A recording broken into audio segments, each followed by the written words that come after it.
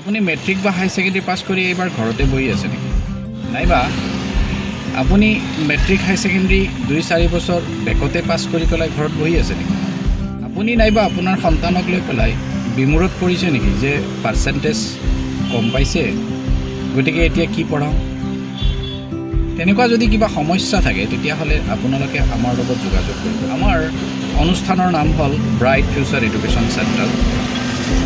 এই bright future education চেণ্টাৰখন আমাৰ আছে তেজপুৰ আই হস্পিটেলৰ কাষতে লাগে। এই ব্ৰাইট ফিউচাৰ এডুকেশ্যন চেণ্টাৰে প্ৰতি বছৰে বহুতো ছাত্ৰ ছাত্ৰীক নামভৰ্তি কৰাই লৈ পাঠদান দিয়ে, আৰু সেইমতে ছাত্ৰ ছাত্ৰীসকলে শিক্ষা লৈ দক্ষতাপূৰ্ণ হয় আৰু বিভিন্ন মেডিকেল নাৰ্ছিং হোমবোৰত তেখেতসকলে জব পাবলৈ সক্ষম। আপোনাৰ মনত প্ৰশ্ন হোৱা নাইনে বাৰু? তেতিয়াহ'লে সেইবোৰ কোৰ্চ কি হয়? কোৰ্চবোৰ হ'ল laboratory, nursing, pharmacy assistant, OT technician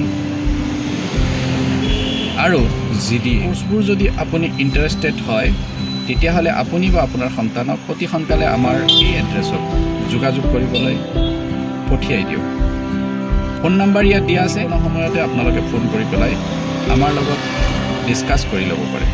আৰু ওচৰত থকাবোৰক আবেদন কৰিছোঁ যে আপোনালোকে যদি পাৰে আমাৰ ইনষ্টিটিউশ্যনলৈ এপাক আহক আৰু আমাৰ লগত কাউন্সেলিং কৰক। নিশ্চয় আপোনাৰ বা আপোনাৰ সন্তানৰ সমস্যাৰ সমাধান হ'ব। আমাৰ এই কোৰ্চবোৰ মেক্সিমাম 2 বছৰ কৰাৰ পিছতে 3 বছৰৰ পৰা তেখেতসকলে উপাৰ্জনমুখী হৈ পৰে। চ' আপোনাৰ সমস্যা দূৰ হ'ব। মই আমাৰ নাম্বাৰটো গাই দিছোঁ 43512562 8822133957।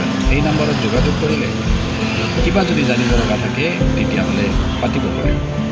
ধন্যবাদ।